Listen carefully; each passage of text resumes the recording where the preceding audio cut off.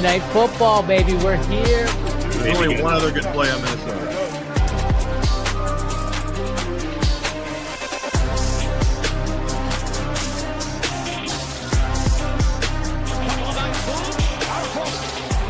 Touchdown in 46 seconds. Punches back. Touchdown.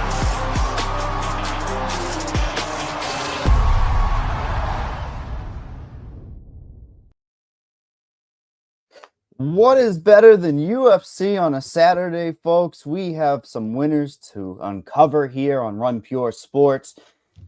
RIDDLER versus Allen, kind of a interesting thrown together main event here. We have 13 fights on this slate. We have opportunities up and down the board. 100K as usual, the first place for the DFS side of things. We will build you a pick six.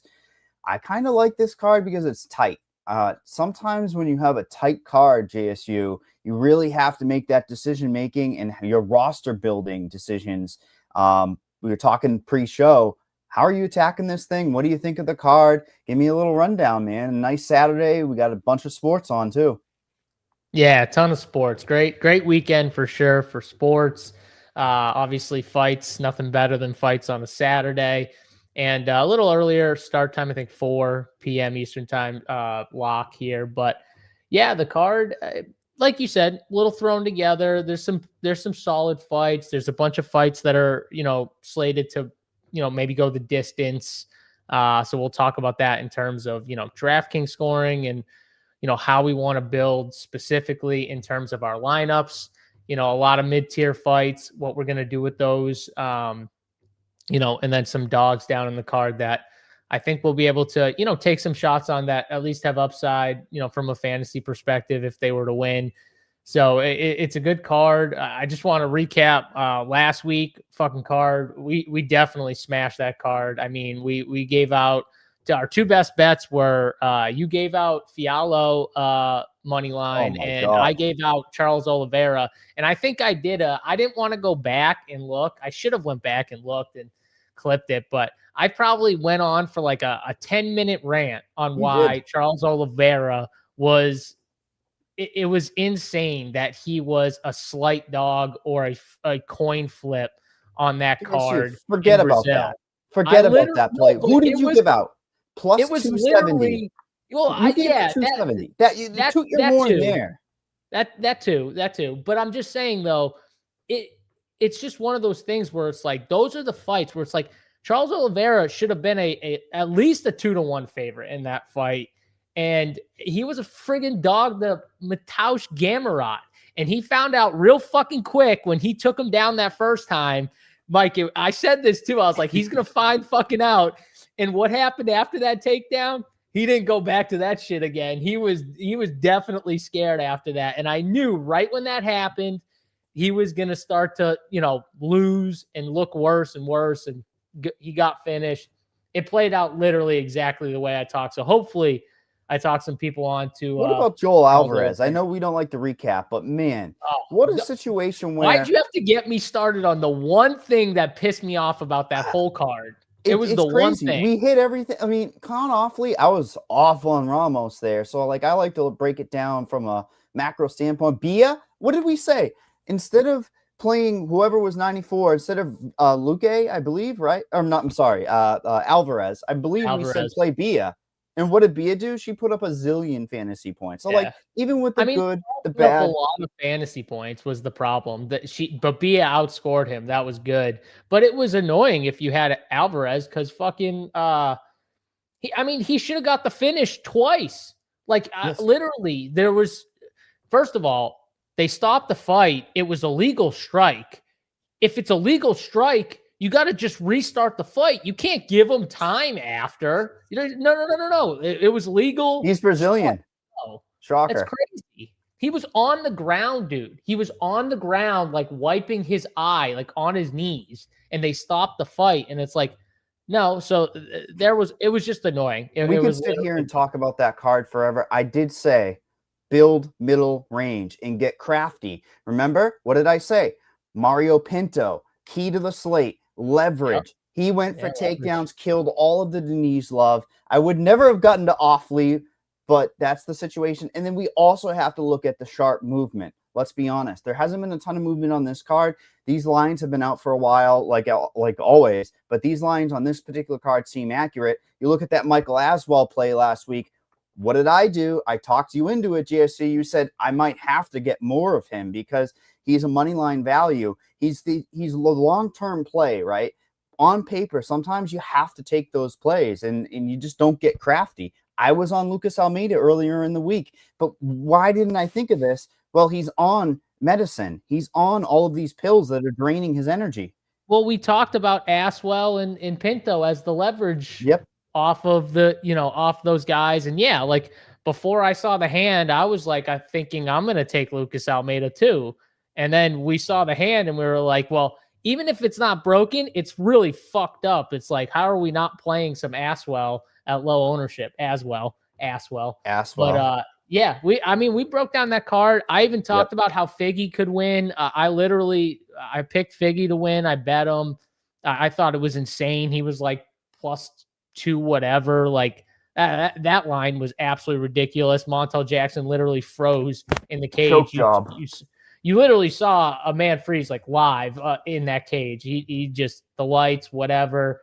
And Figgy won. Not like Figgy was amazing. Figgy should have finished him.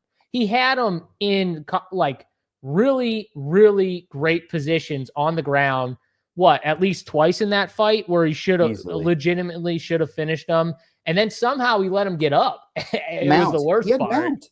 It's not like he. Yeah. Oh yeah. So back one time too. He had his back too. I think he had his back too, and he had mount the other time. But let's keep this thing rolling, man. Into this card. I mean, we're here in. By the way, Jason says, "Listen, you guys, at the worst place on earth, the DMV." Jason, I mean, legitimately.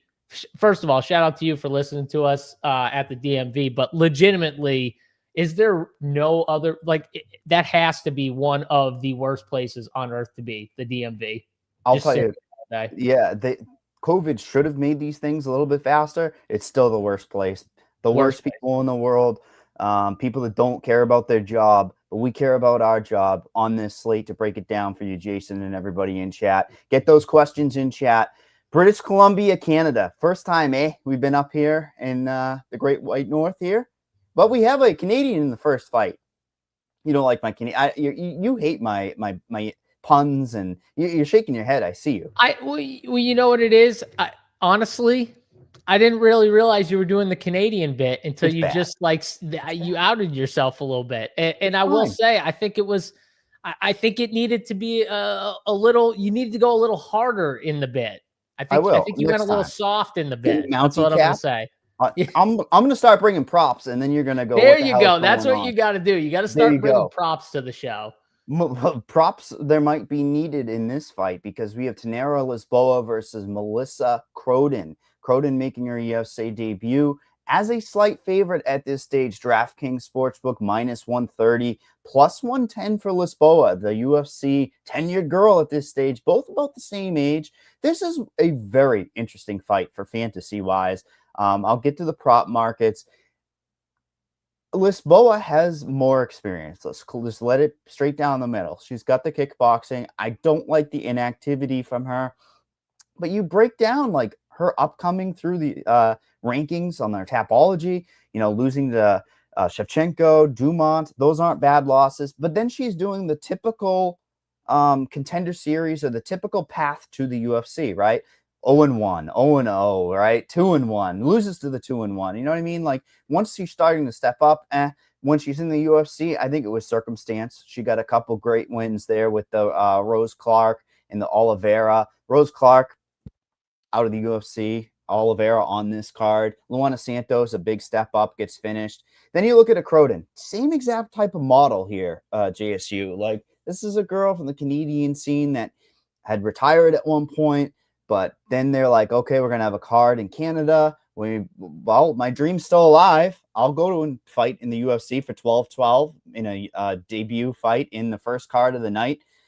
I mean, at -130, got no confidence in this at all, but I love the Canadian love that a lot of the judges, wink, wink, have. I know that we can't break it down a fight like that, but I'm looking for winners, okay? This particular card, I do not care about ceilings. I'm going to tell you straight away, ceilings are great, but I'm looking for win equity. It's a tight slate.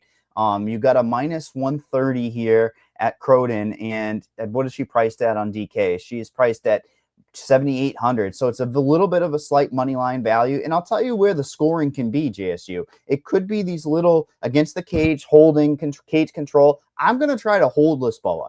Lisboa's could be better on the feet. Who knows what happens when it hits the mat? Hopefully Croden is the one on top. But I think if you're holding Lisboa against the cage, you're getting that control town, the sneaky scoring for DraftKings, and you're getting that little pitter-patter. Problem is, this thing could look damn ugly when it goes to 3 rounds and goes to a decision, JSU. What are you thinking here? Because I like the value on Croden, but I think there's just not – how do you get to Lisboa at 8,400? You know what I mean? She needs a finish, or she needs a dominant 30-27. And I think that the range of outcomes are more so it just busts. Yeah. So first of all, you get like the price on this fight where you're looking at it and you're like, all right, 8,400 Lisboa, Croden at 7,800. Croden flipped to a favorite, right? So we're getting that dog favorite now, right, Mike? Where she opened as a dog and now she's a favorite, but she's cheaper on DraftKings. Mm-hmm. So generally, I think if people go to this fight, they're going to go to the Croden side with her being cheaper and now being a favorite. Which makes sense to me.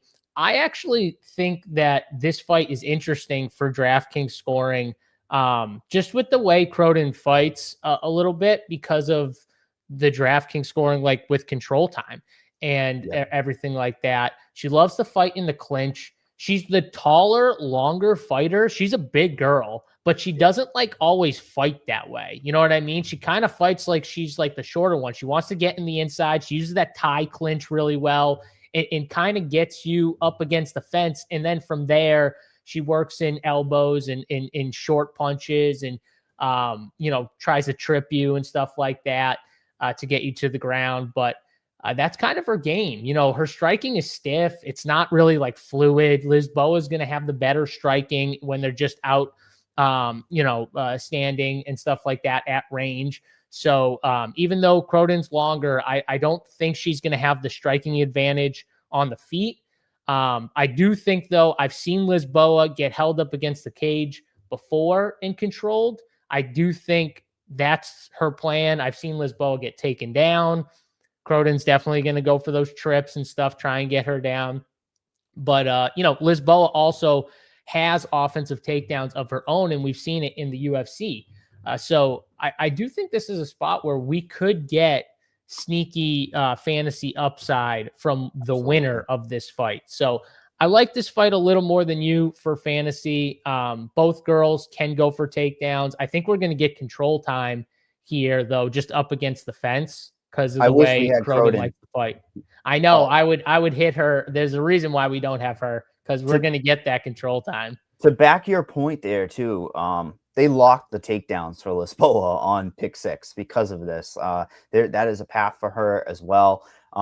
I'm seeing her about, in my own projections, about 30% own Croden. And again, when you have that money line equity at minus 130, it's kind of following there, but it's also not like the heaviest play too. So, if you are building middle range, trying to get win equity, there you go. There's a play right there. And, if you're playing Lisboa, that's single digit ownership. You're hoping for Croden to not even show up. She still has to be pretty exact. There's reverse money line there against Lisboa, so it's difficult to get to her. But yeah, definitely. I think we uncovered a little bit. And pick 6 wise, I don't see anything. I mean, it would be control time for Croden for me if I had to. Yeah. There's unknowns on striking. Like Lisboa over significant strikes is the most logical one, but if that would be the best one. If she's stuck against the cage, it's just going to be limited. Yeah, but you know what? In Croden's last fight, I forget who she was fighting. I can't remember her name, but Ashley. Pretty much. Yes. Yeah, Ashley something. But Dean, maybe, I think. Yeah. But she had her up against the cage almost the entire fight. Now, she did get finished, but the entire fight. And she was actually, Ashley was outstriking her, even though she had her back against the cage for majority of that control time. So I like the way they score these significant strikes, Mike. We might get it just off the clinch. Yeah. The realist says, would you take the over 1.5 takedowns for Lisboa? Personally, no. I actually earlier in the week was taking the unders on Lisboa's 1.5. I think it was 1.5 for a while. That's what it opened up as. There's another one earlier in the week that I was taking an under on takedowns. I'll let you know. But, sometimes it's nice to get these prop markets early, right? You just got to kind of hope that nobody gets canceled and out of there. But yeah, I personally think it's under, and I think it's because of stakes in the clinch, and or Lisboa has so much success on the feet that she doesn't have to go towards those takedowns. Right? The direct path to winning the fight is damage. The only thing I will say about Lisboa and the takedowns is, she's not naturally someone who's just going to shoot on her own. But when you're forcing clinch and grappling situations, that's when she will try and reverse and get her own. So could she do that? Maybe it's possible. So I don't really have a take on the under or over for the takedown line. So, you can go with Mike, who likes the under, but I just wanted to hit this. Website is being worked on as we speak. If you're in the Discord, we did post an announcement with a link to help you get to what you need. And we'll post, the content, whatever you're playing, whether it's college football, if it's MMA, whatever. We're trying to get the site fixed right now, but if you need something and you're in Discord, we'll post in there. If you're not in Discord, you can shoot an email to info@runpuresports.com and let us know what you're looking for, and we will try and help you out. But yes, they are working on the site right now, and hopefully it'll be fixed soon. Yeah, and then projections will be up soon, I'm sure, as well. Yep. Realist last thing that was posted on other particular places, 1.5. It opened at even money. It's down to like 0.77 on some of those other particular places. So money is coming in on the under for the takedowns for Lisboa. We come to a huge size disparity here, man. Azamat Bakoyev is everybody's favorite fighter now. It seems like everybody got behind him. He's got a little Twitter presence, right? Bakoyev versus Yosori Belgori. Belgori is a massive guy for this division. He's going to hold a reach advantage against many fighters. He's got about a 7-inch, 8-inch reach advantage in this fight. We have Bakoyev as the favorite in this fight at a minus 300 on DraftKings. Come back up plus 240 for Belgori. I think it's pretty simple. If Belgori can't get off early and stop these takedowns, be able to establish a jab, I think it's game over. I think you should be able to get takedowns for Bakoyev and then do damage. Get him out of there. Do not let this thing get deep, because I feel like there's a world where Belgori can work himself back into it just by the sheer size, right? Like, that's the problem, JSU, is like, I can see this fight being pretty simple. It's like, oh, how come Bakoyev isn't minus 1,000? Maybe he shoots himself into something silly, a knee or something, right? But when you're looking at a fantasy side of things, it's like, do I want to hook my whole lineups and anchor it down with a Bakoyev at 40% owned on my ownership, or do I want to take a shot on a Belgori at 13%? I mean, there's leverage. There's an ability for him to get those knockouts for sure. And let's be honest, almost any form of a win at 7,100 for Belgori will look very good. If you told me it went 2.5 rounds, I'm taking the Belgori over on significant strikes here on pick 6. It's just as simple as that, just because of the size and the jab possibilities. It's a great fight for fantasy. Let's be honest. Bakoyev's going to be stone cold chalk. What are you doing with this? Again, we continue to have these 88 to 9,200 minus whatever 200 inside the distance type of guys. Yeah, Azamat's someone that, when we look at his fights and stuff like that, people got to realize, like, I get it. You're hyping him up. He's got the name. He can do a little everything with the takedowns and stuff like that. But he's beat Ryan Loder, Zachary Reese. He's went to a split decision with Dylan Budka. We got to keep this all in mind. And this kid that he's facing, Belgori, is a legit kickboxer. 6'5", massive reach. I think he's got like a 7-inch reach advantage over Bakoyev, because Bakoyev's not like a small guy. You know what I mean? Like, he's not like small, but like, this dude is just big. And he knows, like, he knows everyone's going to come in when you watch his fights. People want to take him down. Obviously, he's a kickboxer.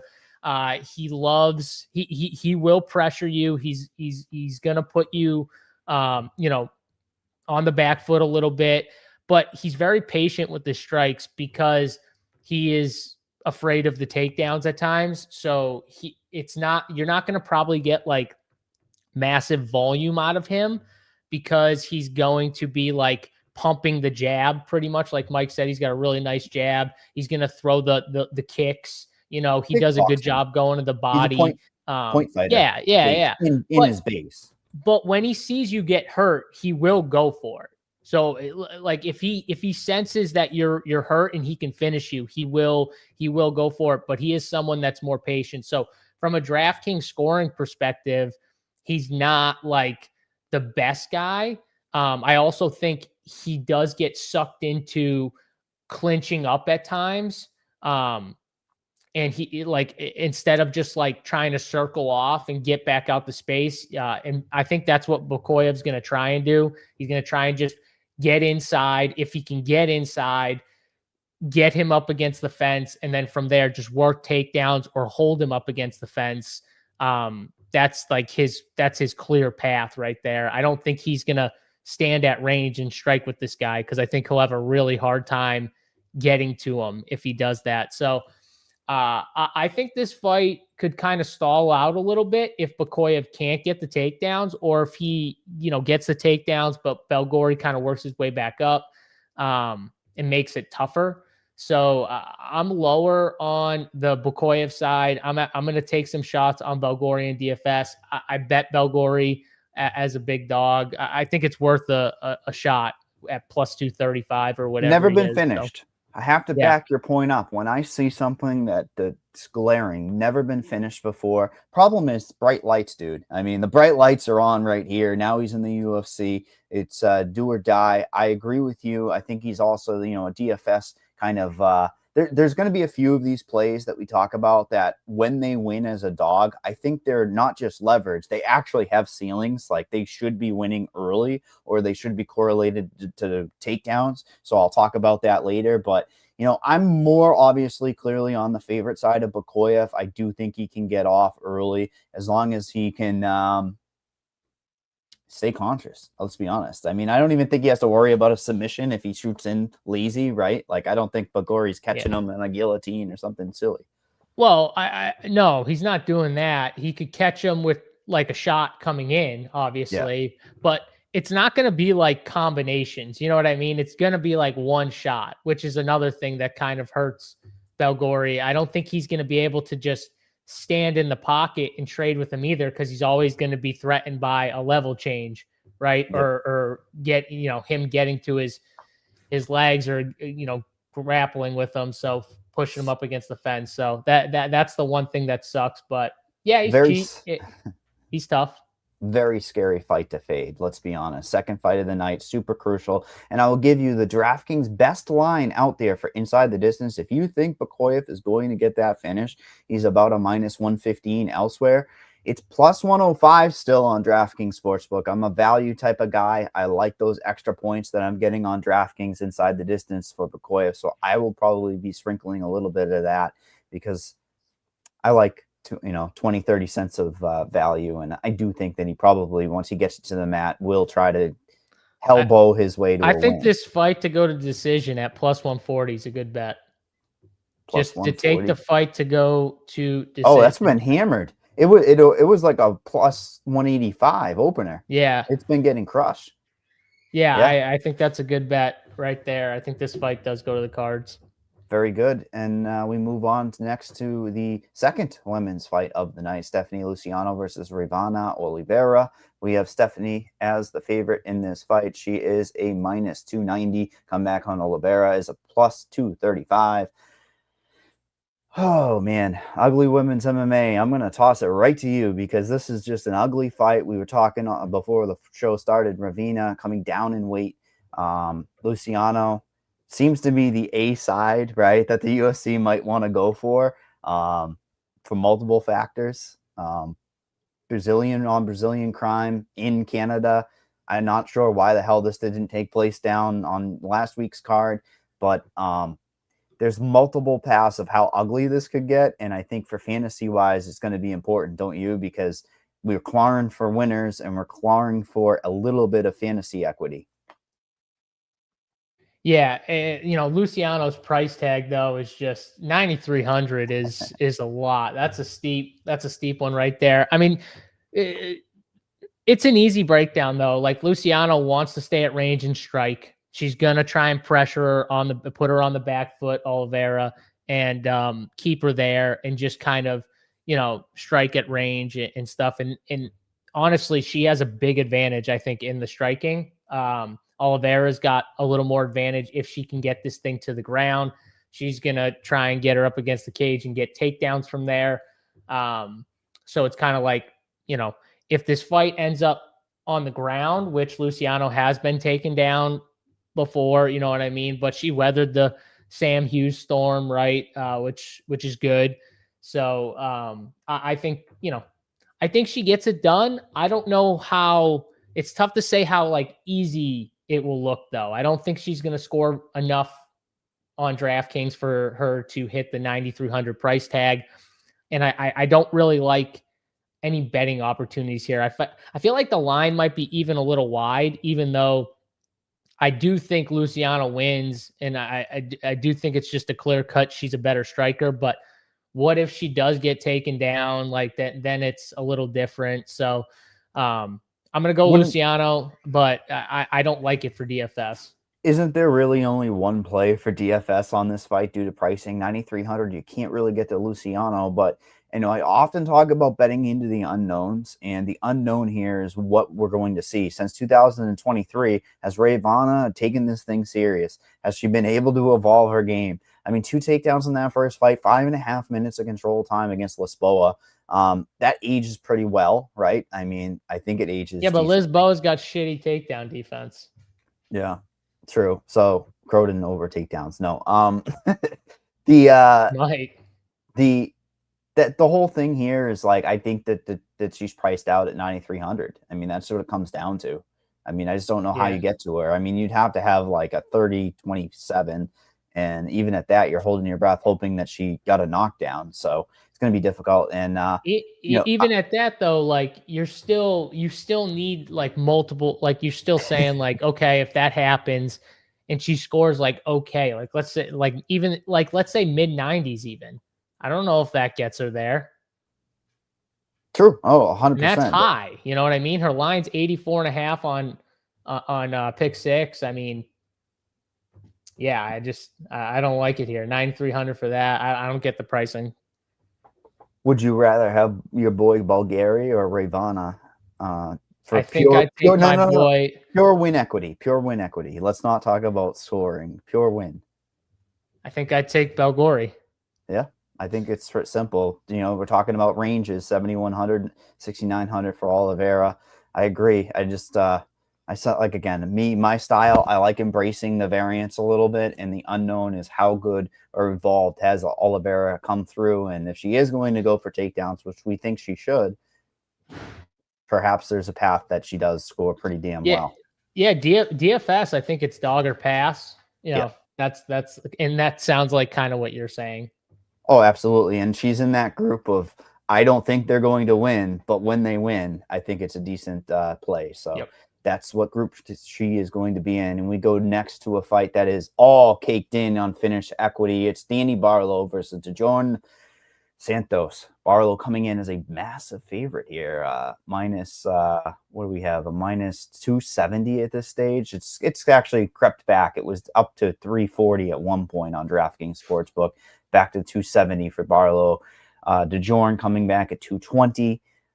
Man, talk about robbery. Poor DeJorn last fight out. Ozzy Diaz, he had that fight. I mean, that's one of those ones where you just rip your hair out and you go, okay, there's the subjectivity within the sport that we bet on. But I think he looked pretty damn good. That pressure will kill a lot of people in the UFC, but it will also put him at damage. And some concerns are Barlow packs a hell of a punch.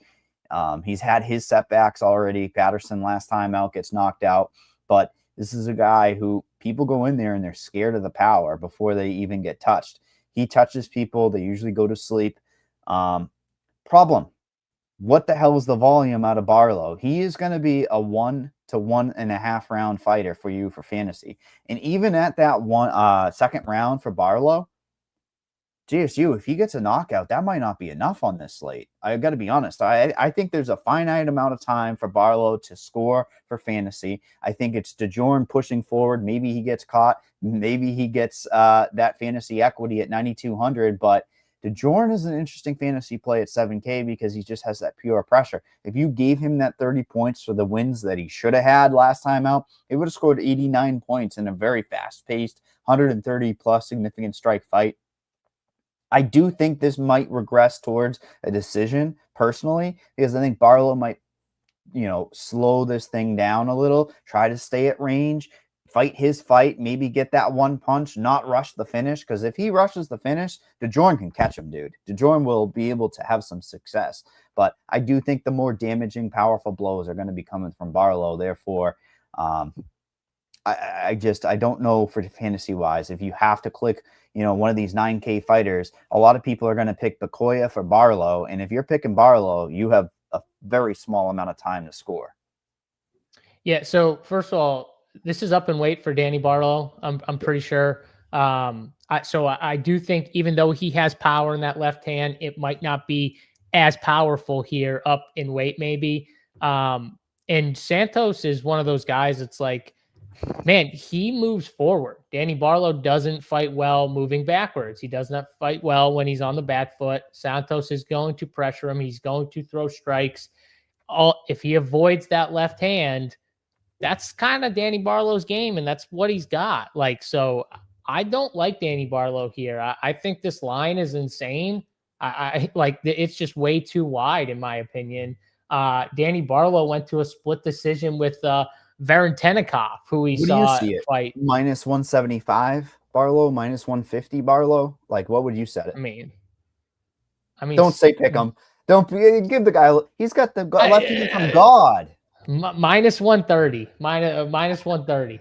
I just don't see how I get it. He's got a good left hand, but that's it. And I think Santos has the skills to kind of, put him in bad spots that he's not comfortable in. Santos isn't like one of those guys that he's not amazing at one thing, but he's decent kind of everywhere. And honestly, if you watch that Ozzy Diaz fight, man, they were trading in the middle of the cage for a lot of that. Watch that first round. Literally, it felt like it was never taking a step back. They were both in the center of the octagon, and they were just kind of slowly circling as they're just punching each other for multiple minutes. And I'm just yeah, all right. And then you saw him start to move forward a little bit more. Ozzy was definitely the bigger fighter that night too. But, Santos, he fought well. He gave it everything. I think he's going to give Danny Barlow a tough fight here. And I wouldn't be shocked if he wins this fight outright. I'm going to bet him. I think this is another fight, though, that it could go to decision here. It's probably even maybe a split decision type of fight where maybe the volume is on the Santos side, which is good for DraftKings, right? And maybe the bigger moment is with Danny Barlow, or moments if he's got multiple. But yeah, I'm gonna go with the dog here. I think it's a good spot, and for DFS, obviously 7K. I'm going to be pretty high on Santos, obviously. So, who do you think is the younger guy out of these two? Don't look, just memory bank. Who do you think is the younger guy? You already know who it is because of the question. I'm going to say, no, I don't actually. I don't know. Honestly, thinking in my head, you think it's Barlow, right? That's the A side of this thing. I think Santos is the younger fighter. Santos the younger fighter by about 2 years. I would never in a What's million. Danny Barlow, 30, 31? Yeah, just about there, 30 in 2 months. Okay. Yeah, I was like, shit, I don't know exactly either of these two fighters. Isn't that Normally, funny? I know the age. I would have thought Santos was 34. It kind of feels like he's younger. He looks young. I guess, He's only Yeah, had no, what I'm saying is durability wise, right? Like, that's the age comes in. But of course, Barlow negates a lot of stuff that's coming his way. So I think we're both on the same thing, that there's potential here for Santos to score. Kind of a crazy situation too. Look at the fantasy line on pick 6, 45.5 points for Santos. I'm not going to say to play it. What I'm just alluding to is that even the sports books, even pick 6 is saying when Santos goes to a decision, he has equity, and that equity is going to increase. The 30 So points. what do we like here? We gotta get a pick 6 here. What do we like? Do we like Santos over on strikes? Do we like under on fantasy points for Barlow, or over on Santos fantasy points? Is there any possibility no, there's no control time. That's too bad. There's no under on control time for Santos, right? No, I there's can't no see under. below. So Do you want to go? Do you want to go less than on Barlow fantasy points, or you like Barlow? no, I mean, I think you have a fine, again, second round finish for Barlow literally could be 82 points. Yeah. But you're feeding a lot of power. So it's concerned. The whole fight comes down to if Santos is right in his face and he's walking into shots and he gets caught, it's over. That pressure can cook Barlow. So then he's more hesitant and he's going back again. Barlow's significant strikes. Let me just take a peek at that while I have that open, right? I mean, that would be another path. The only time he's had 95 was against Josh Quinlan. Yeah, I don't know. I don't think we need anything. Do you see something? What do you see? I mean, I like Barlow under on fantasy points or Santos over on strikes. Yeah, I agree. Fresh and swole. I'm Santos over Jazz. I'm Santos over most of the guys in that range. Honestly, I think Santos is one of the better dogs. I'm seeing him about 10 to 15%, max 15, probably like 12% owned for Santos. If I were to guess, I'm personally seeing Barlow coming in at 36. So imagine him in higher stuff going up. We talked about Bakoyev right there at 40% as well. So both of those, in Barlow and Bakoyev, right in the same bucket, right? Yeah. Ethan, I already talked about this. They're trying to get it up, man. They're trying to get it up. Like I said, if you're in Discord, if you're not in Discord, you should just jump into Discord, connect it through the site, and get in. They're going to post in the backup channels in Discord the content. Wiley has an announcement. If you're not, yeah, and he posted something in the announcements, a link to get right to if you're trying to use like Save or anything. But if you're not, shoot info@runpuresports.com and email, and I'll let them know what you're looking for. So, yeah. Well, we go from that potential crazy fight. It's on Santos to push the pace to. I would be shocked if the pace isn't high here in Bruno Silva versus Hung Sung Park. We have Park coming in as the favorite here after his shocking, surprising main event last time out. He's a minus 238 on DraftKings. Comeback on Silva is about a plus 195. I have not personally been able to get this particular Bruno Silva. Let's forget about the other Bruno Silva. He's out of our life. Hopefully. Hey, Mike, hold on one sec. Wiley just messaged me saying back online. So I think it should work now. So you should be good.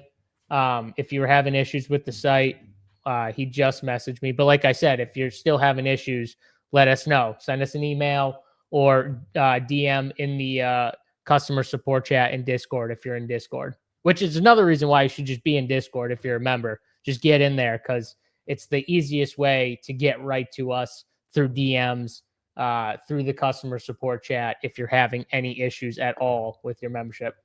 But yeah, go back. Let's be honest. Hey, when I got into the Discord, I'm not a super tech guy. That is one of the easiest things to use in the world. The dark mode is amazing as well. Active chats. Gotta have dark mode. Gotta always have dark mode. I judge people if they don't have the blue text and they don't have dark mode.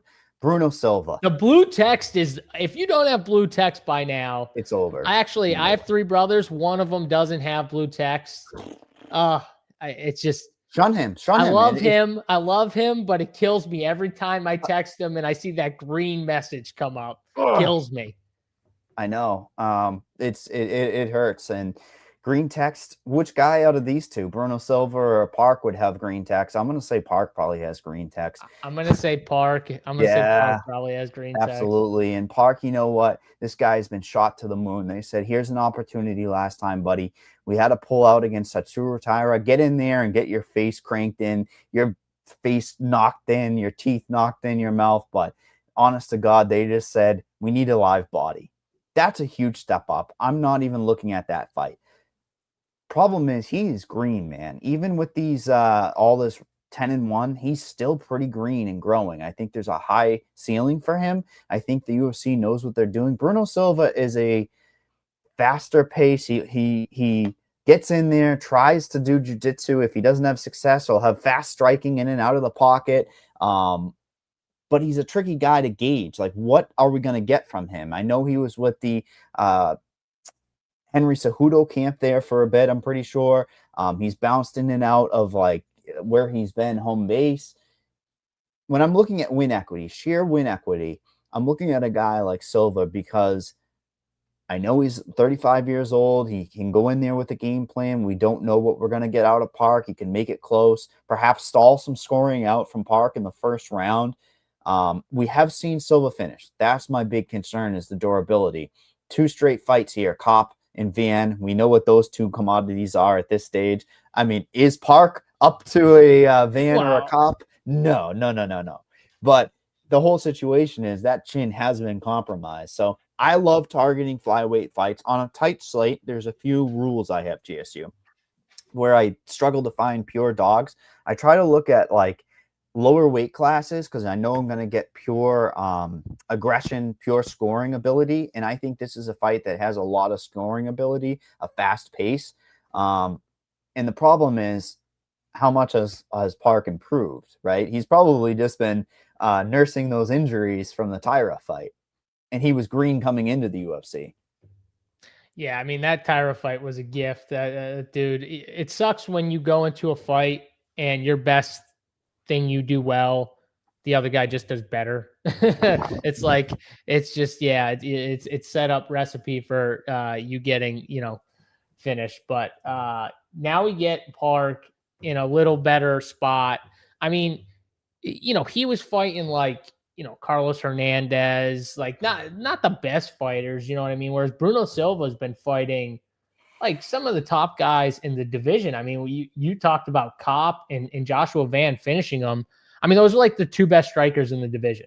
Like if I had to say the 2 best strikers, those are the 2 best strikers in the division. So getting finished by them or losing to them, I don't really downgrade. He's beating the guys that he should beat, and he's kind of losing to the guys he probably should lose to. So the question is more just, how highly do you think of Park? Obviously, the UFC thought, hey, this guy might be in this higher level tier in the division, and he obviously lost. But Bruno Silva's not in that tier. He's below that tier. He's just below that tier. So is Park in that tier below? He might be. I think he is. I get why the line is what it is. But Bruno Silva is definitely live. Bruno Silva's got power. He's got grappling. I think, though, Park overall is the better fighter. Bruno Silva's got the better, strength of schedule, as you would say, competition he's fought. So, what do you weigh more? I'm going to take a shot that Park can get this thing done, but I do think this is a fight for DFS. You might want to have a little bit of both if you're playing multiple teams. If you're not and you want one guy from this fight and you're just picking one, it would be Park for me. But, obviously that's if you have the salary with the rest of it. But if you're playing multiple teams, I like getting both sides of this fight a little bit. It's not a lock, I don't think, that it's going to be. No. But you're going to want a piece of it because, it's either going to be high volume striking. It's going to be grappling exchanges where they might both have success in, honestly, right? Like, I don't think that it's a situation where somebody's just going to hold them down for like 3 minutes at a time. Bruno Silva has a negative differential in striking of almost 1 significant strike absorbed. So 3.8 out there, 4.8 absorbed. I hate that. That's one of those stats that long term, when you see people burn out of the UFC, that's the first thing you look at for stat basis wise. Park is still have a positive, even though he absorbed a shit ton of damage. He still is doing good. But what's funny is, like, when you look at the grappling stats, it's almost the exact same. It's like 50% takedown defense for each guy. They're both going for takedowns at 1.5. So sometimes it can stall out for scoring. But again, I think that the pace of the fight long term is going to win out. So I agree with you. There's a lot to be had for fantasy wise. I'm more apt to go with the fresher guy here in Park. Like you said, you nailed it. This fight comes down to where is Park. It's not anything to do with Silva, right? Silva can fraud check people if he needs to, but it's where at the levels is Park. We move on to the next fight of the night where we see Cody Did you Gibson. like anything pick six, or do you not like anything here? I mean, it probably would be Park over on significant strikes after hearing how much, but the problem is he could finish them. So that's the. What about over on fantasy points? 76.5 feels a little low. Yeah, I like that, because if you correlate that to his win equity, which is minus 238 on DraftKings, you're looking at a score that should be somewhere around 85 to say 95 points, right? A minus 230 just based on money line. I think that if you correlate that, that is a great play. So, yeah, give me that. Give me that 76.5 with some sort of confidence too, because I think you have the situation where you can get those 3 rounds of domination. You can get the finish, right? The finish on DraftKings is a plus 130. I like that upside. Great find there. Good. I didn't want to throw it out there personally because I'm like, Bruno Silva, don't fraud check me again. Well, we don't have to. We'll see what happens by the time we finish this card. Maybe we take it out. But I think just looking at it, that's the one that's absolutely. Cody Gibson versus Akiri Lang. We have Cody Gibson as a big favorite here. Cody Gibson a minus no, not a big favorite, minus 185. Come back on Akiri Lang a plus 150. I look at these two as durable, gritty type of guys. Maybe not the most durable, but through their UFC tenure, durable guys. Something's going to give in this fight. I see some fluky type of random shit that happens that scores a bunch of points. I don't know about you. I look at a lot of trap on this slate. This is a potential trap fight. I mean, Cody Gibson is somewhat of a front runner. Would you agree with that? He needs to go out there, get some success early to show that he's going to win the fight. I mean, his winning scores, dude, are incredible. 126, 111, 92. But you look how many losses this guy has in the UFC alone. It's kind of hilarious. Banana peel pricing. That's what it is, right? They're like, all right, here's your 33% equity on Akiri Lang. We'll slot Cody Gibson as the favorite at basically 2-1. Something's got to give here. Yeah, I mean, here's the problem with this fight is I think that Lang is not going to go for his own offensive takedowns. Cody would be the one going for takedowns. But, Akiri Lang, he's not one of those guys that's going to like volume his strikes either. So like if he's not going for takedowns and he's not going to volume up strikes, where is he scoring fantasy points? You kind of need a finish. If you don't get a finish, you're going to get a shitty score most likely. But it would be on Gibson to come forward into that scoring. You know, that's what I'm saying though. You're not going to get volume score. You're not going to get volume strikes. You're going to need Gibson to kind of walk into a shot that puts him out. I think, which could happen. So, if I don't love this fight for DFS, but I do like that Cody Gibson will go forward, and it could help Lang get the knockout. So I think if I were to play a side, I actually would like the dog more than the favorite. And I'm not betting this fight. I've seen Cody Gibson lose too much. You know what I mean? It's just minus 185. I get Akiri Lang is not that good, but I think he has knockouts in the UFC. I mean, you know what I mean? Like against who? Give me their names.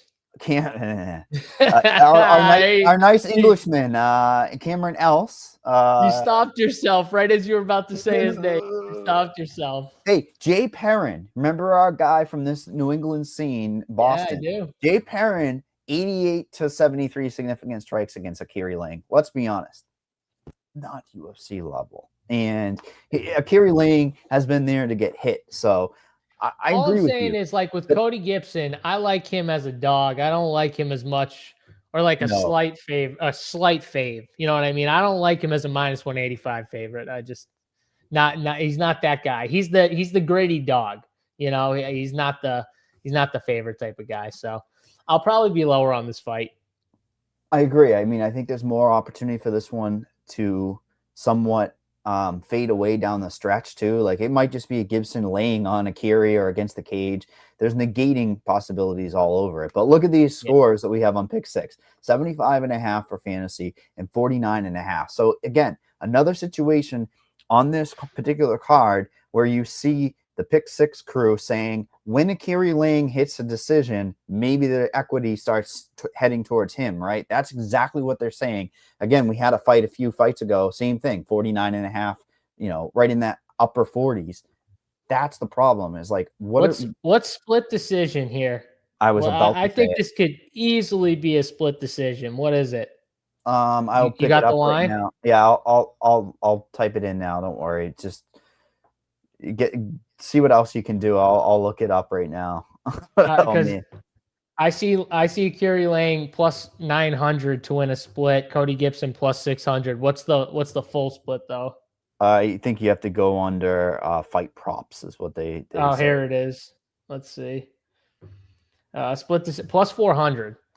This fight plus 400. I like that. There's gonna on this card be at least 1 or 2 split decisions because think about it. Cody could get a control. He could be the guy, you know, controlling, like you said, on top a little bit or for a lot of the fight. But maybe Akiri Lang gets the knockdown. Maybe he doesn't finish him, but he gets a knockdown. You know, like that could easily happen here. Yeah, no, I like that a lot. And sometimes it's the spreads too. I love the spreads. It's this based on the number though, right? Like Akiri Lang plus 3.5 is probably juiced, and that's going to be juiced to minus 150. I mean, he does that just means win 1 round. That could be subjective too. Maybe he hurts Gibson on a takedown, and one of the judge gives him a round. Doesn't even have to be the same round. Let's be honest. So yeah, I think we've kind of broken that one down. But whoever thought we were going to say Cody Gibson potentially a DFS play in 2025? That's wild.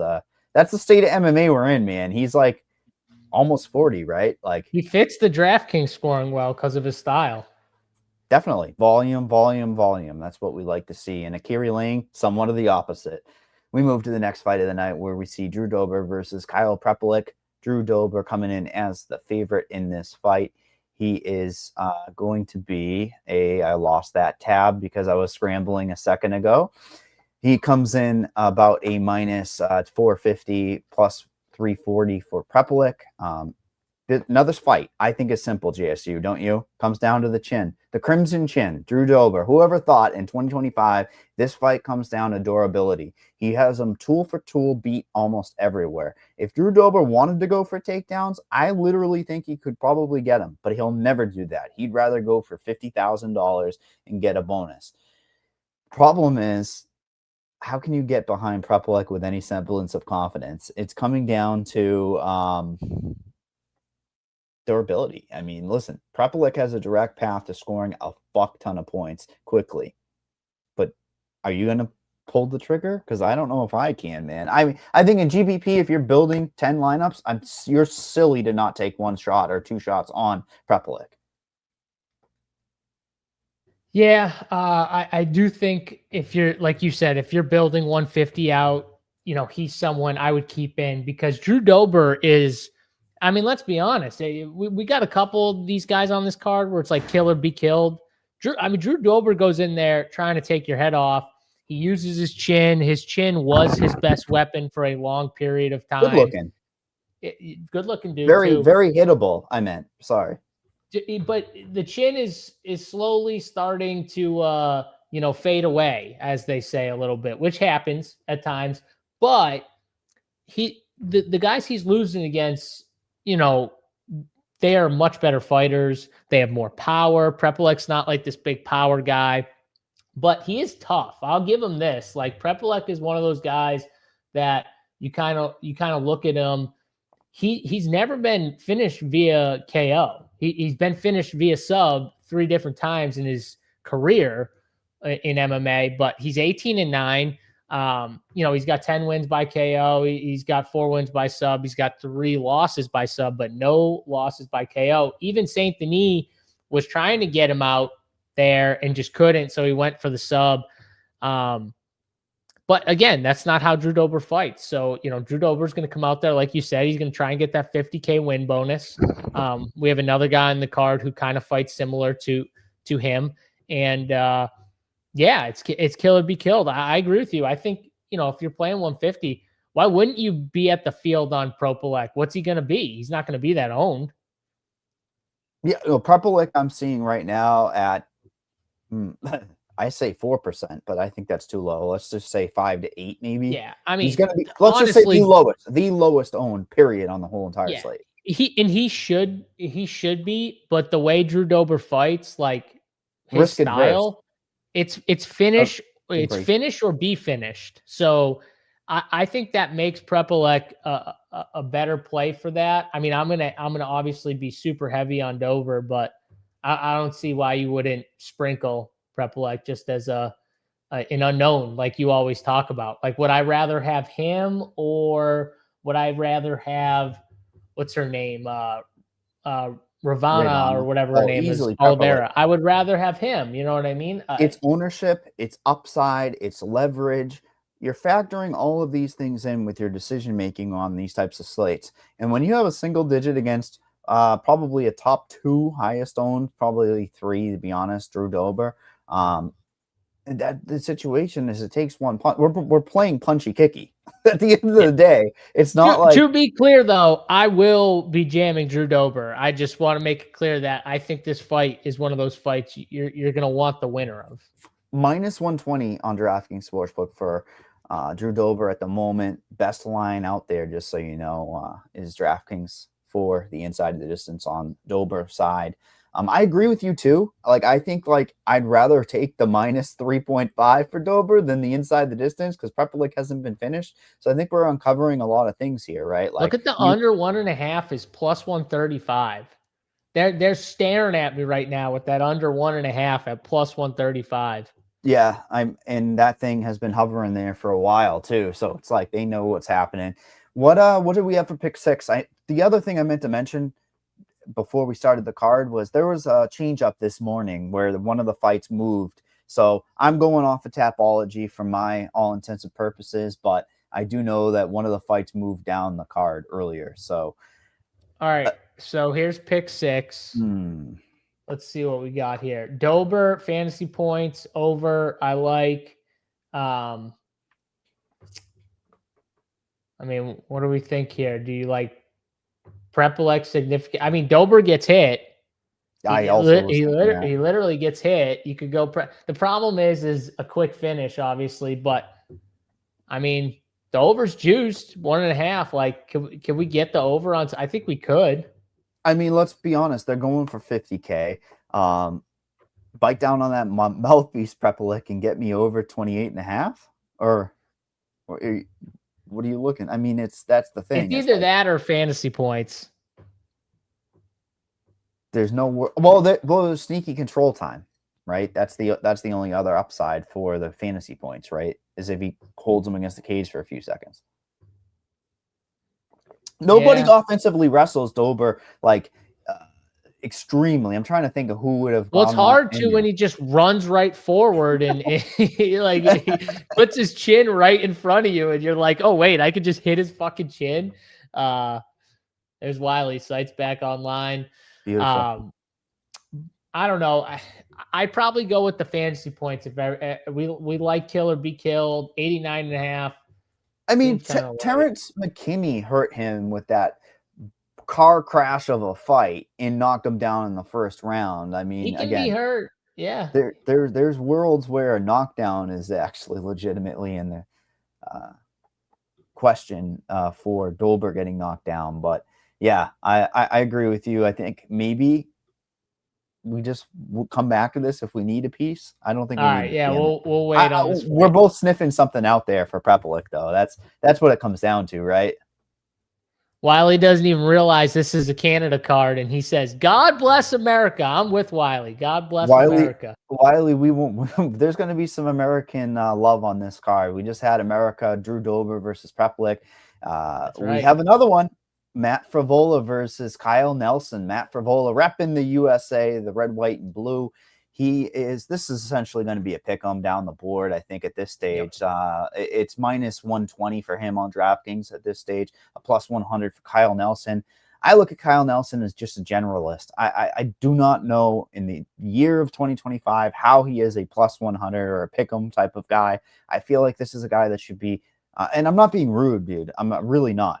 But he kind of falls in that he fights to the competition and doesn't usually do all that much out there, but he can win on optics, right? Like he'll have a moment in a fight, but then you're fighting Matt Frivola, who the whole entire fight is a moment, right? Like he wants to go out there, knock your block off, take care of business. There's a lot of these fights where on this slate, there's going to be aggression from one side and there's ability for scoring on the other side. This is the perfect case again. Nelson could easily catch Frivola coming in. He could hold him against the cage, try to negate some damage. I expect fireworks. This is one of those fights where I don't know how it particularly fails for fantasy. Price, everything. 8,300 for Frivola, Kyle Nelson at 7,900. Essentially the same ownership for both of these guys, GSU. I guess if anybody were to go for takedowns, it's probably going to be Frivola. And I talked about a potential takedown situation. I personally got on that to Tainara, right? Lisboa takedowns. And Frivola was the other one. I like the under. I think he's going to be bonus chasing. Look at that line again. Takedowns locked on pick 6 for Frivola.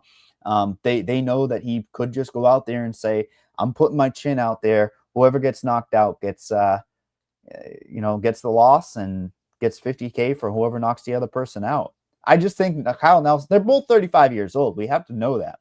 People, I think, have this belief that Frivola is younger, but he's just been in a lot of wars, man.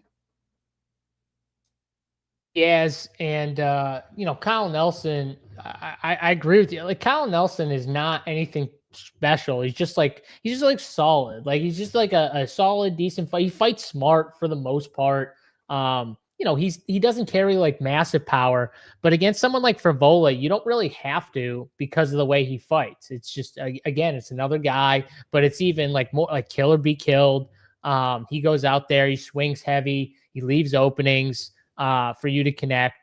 And yeah, I mean, I think this fight ends pretty quickly. Violently. Fight not to start round 2 is like plus 180. Give me that. If you don't like the side and you just want to bet, like I think that's a good bet. Did they move this one to the main card? I mean, because this is me. Yeah, this must have been the switch. They should. Yeah. I mean, they should have. This is going to be a good fight. The way Matt Frivola fights, and everyone knows I love my guy Steamroller because he's made me a lot of money, except for that last fight. That last fight was the first one where he really got me bad. But through the years, he's made me a lot of money. And he's just a good, fun fighter. He's perfect for fantasy. I think this is a fight where you might want both sides because, like Christina says, Frivola has no chin. Yeah, like it's true. He's got no chin. Now, some of the guys he's fighting, they have more power than Kyle Nelson. But I think at this stage of Frivola's career, it just doesn't matter anymore because, one clean shot and he might go down whether they have like massive power or not. So this is a fight. Normally I would jam the guy I like, but instead I think I'm just going 50-50 on it for DFS. Look at the pick 6 fantasy I bet points. the second fight not to start round 2. I mean, fantasy points are identical. They should be.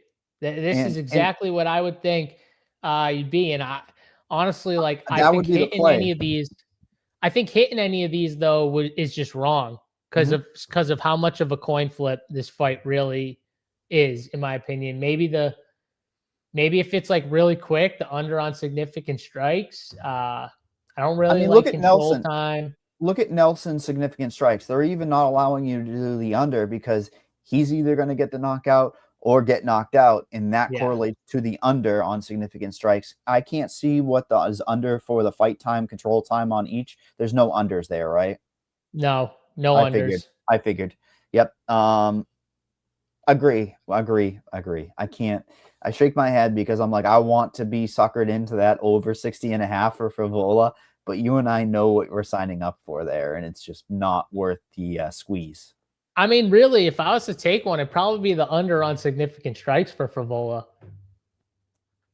So that would mean he gets the early finish, which correlates to your plus 180. I found it correlates to the fight not starting round 2. It can correlate to him winning or losing too. So let me tell you the takedown market. So Frivola opened at 1.5, okay, and that number disappeared very quickly. It's now 0.5, so securing one takedown at minus 160. That's one of those situations where he could press him against the cage while teeing off on him and throw him down to the cage. Like that. Shoot once. That's the thought process. And I think that also correlates to lower significant strikes for Frivola. So I definitely agree with you. That's what I was trying to get at is I think that, once you're on top position, it's night, right? It's just going to be a couple shots. What do you think the ownership on this fight's going to be, Mike? Like 30-30. I don't think it's going to be decisive either way because you've got Nelson, people clamoring for win equity, right? I talked about it. I personally am sitting in this range trying to get somebody to 10x, let's be honest. And the person that's most likely in this particular range to get 10x their value is going to be a Nelson or Croden. Vera is not in that picture. Holland, I guess, is right there as well. We'll talk about that later, but I'm just looking at Nelson and Croden. Those are the two most likely to get to maybe an 80 or a point win. I mean, he correlates well with the early knockout equity, a close fight, 50-50. So I think when we're breaking down ownership, it doesn't really matter. I think they're both going to be the same percent owned. Look at the fantasy points, right? Yeah. I just looked too because I wanted to see what my exposure was, and I'm 55-45 Frivola Nelson. So, I mean, I'm right in that like almost exact split, just a little over, a little more on Frivola, but it's just a good fight. I don't think it honestly, like, I don't know if Kyle Nelson's gonna like the style that Matt Frivola is gonna bring out there, but it doesn't matter. It's going to give us a good fantasy score one way or the other. Kyle Nelson's one. Actually, you know what? I'll even say this. Each of these fighters are one fight away from just calling it quits. Like, if Kyle Nelson knocks out Frivola, it's all over. The only reason UFC might give Frivola another shot is just because of his style. Well, and Aljo and his relation to Sarah Longo. But Nelson. Yeah, no, but they care more about the way he fights. Look at all the first round finishes, dude. Look at all the wars. Like that's what they care about. They want that because they know people like that, dude. People love the way Matt Frivola fights. Whether you hate him or love, like you love that style because you want to see violence. Everyone wants violence. Matt Frivola brings violence, whether it's his face getting beaten in and KO'd, or he's beating someone's face in and getting the KO. So you know what people like in violence? Davey Grant is a violent guy. He will bite down on that mouthpiece and go. He's a different violent guy. He's not like Frivola. He's not traditional as in like a Terrence McKinney and Frivola. No.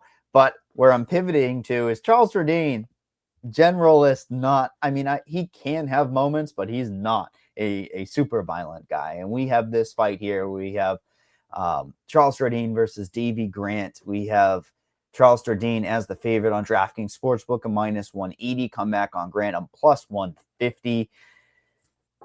A lot of love, man, on Twitter sphere for Davey Grant. Like always, almost near 40 years old. There's a 10-year gap difference here. Jourdain coming into this fight off of the win against Victor Henry.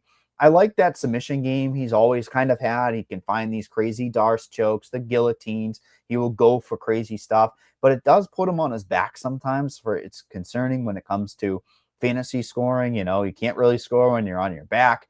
And then we have Davey Grant, who just bites down on that mouthpiece and he goes. Sending back Damon Blackshear, Ramon Tavares, great wins, really, really good. Turning back the clock. Arguably won the Marcos fight, right? Like, he did win it, let's be honest, but he got screwed on that one. So a guy who's really rejuvenated his career here late on, nearing 40. But I mean, Charles Jourdain at home, I see what they're constantly trying to do to Davey Grant is just let him put somebody over. And we saw Charles Jourdain's brother on the Contender Series, so there's some love in that Jourdain camp.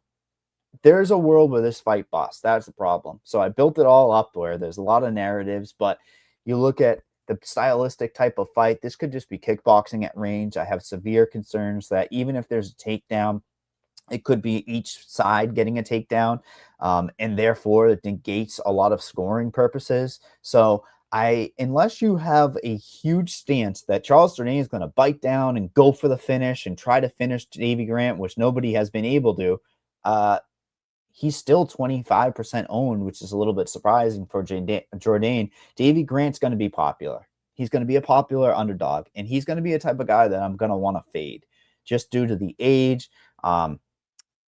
The style of fighting is kickboxing, but at least, once it goes to those scorecards, they could be all over the place. You talked about split decisions. This has split decision written all over it as well. So I'm going to have to fade a guy like Davey Grant at 20% owned. And I think the smaller the field, I think people are going to want to click his button because there's not a lot of places to go, dude. Yeah, like you said, he's a popular underdog pick, and I get why. Honestly, Davey Grant at plus 150. I mean, I like the split decision call you said too, but that's tempting. I mean, Charles Jourdain is a decent fighter, but I mean, Davey Grant's good, man, and in his style, he just always seems to like make people fight the way he wants, no matter what. He's got really good. He's tough.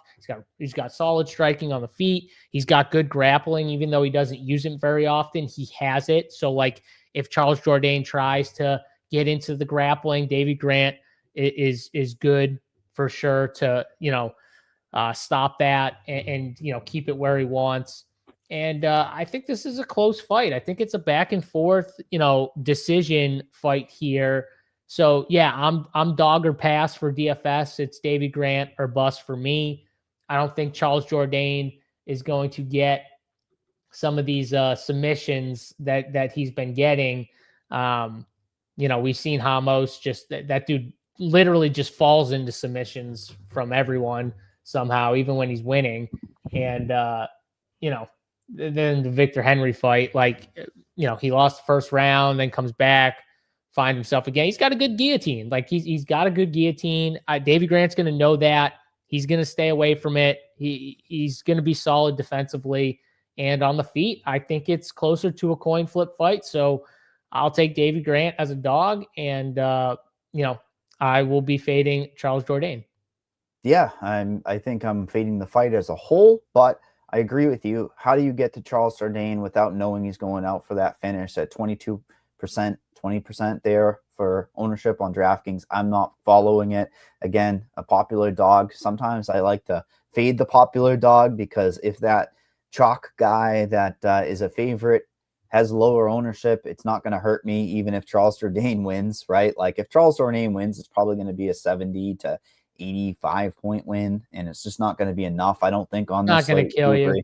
Yeah, it's not going to kill you. I wish that we had a 75. I would probably take that under for Jourdain for the fantasy points, and I just don't see enough grappling to take any unders for significant strikes for him either. Control time maybe, but Grant kind of just old man throws you off of him. You know what I mean? Like when it gets into that clinch situation, Grant's got really good grappling. Yeah, he's got very good grappling. Yeah, there's ways to not get caught and controlled by Jourdain. So maybe the 14 and a half minutes. I think you and I might be looking at that. The only thing you're fading is maybe a fluke submission for Jourdain in the fight. What do you think? I like that. I think that's good. We can leave it up there for now, because I think that happens. I think it's a decision. Do you know what it is on DraftKings? -175. So when you're putting that leg in there at a -175 and it's been continuing getting hammered, I look for value. I like that. That actually, the 175 is to go to a decision. Over 2.5 -200. Some good value right there secured, I think, JSU. Yeah, I like it. I like it. Let's keep it for now.